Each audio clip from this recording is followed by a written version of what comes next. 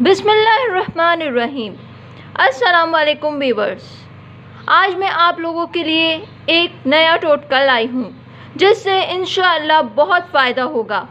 मेरे हर नुस्खे से मुझे फीडबैक बहुत अच्छा मिला और लोगों ने बहुत अप्रिशिएट किया कि बहुत अच्छा टोटका है।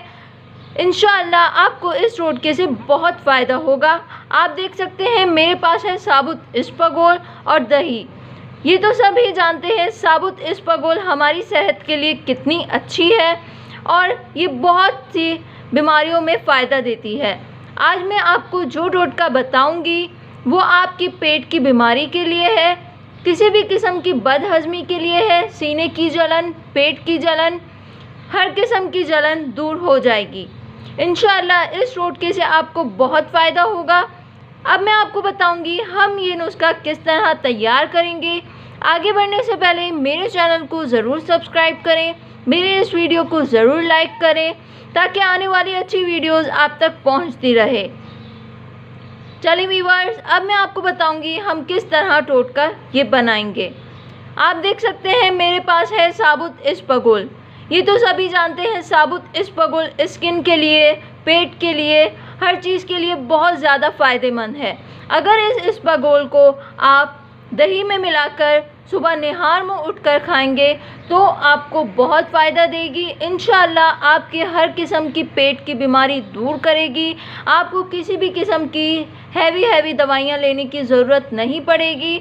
अगर आप 1 चमचा साबुत इसबगोल और 1 चमचा दही इन दोनों को मिक्स करेंगे। आप देख सकते हैं मैं मिक्स कर रही हूँ।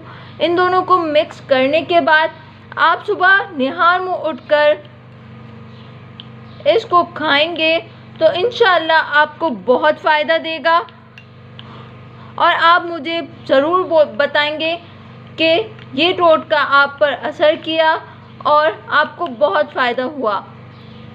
जैसा कि आप जानते हैं इसबगोल बहुत की किस्म की आती है, लेकिन सबसे अच्छी होती है साबुत इसबगोल और ये हमारी पेट की हर किस्म की बीमारी, जलन, हर किस्म की किसी भी किस्म की बदहज़मी हो इसको ख़त्म करेगी।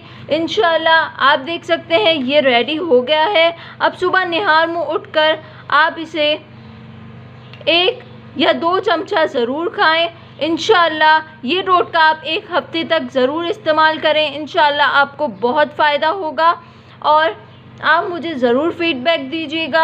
अगर आप इसी किस्म के बहुत से टोटके चाहते हैं तो मुझे ज़रूर कमेंट करें, मेरी इस वीडियो को ज़रूर लाइक करें। शुक्रिया व्यूअर्स, अल्लाह हाफ़िज़।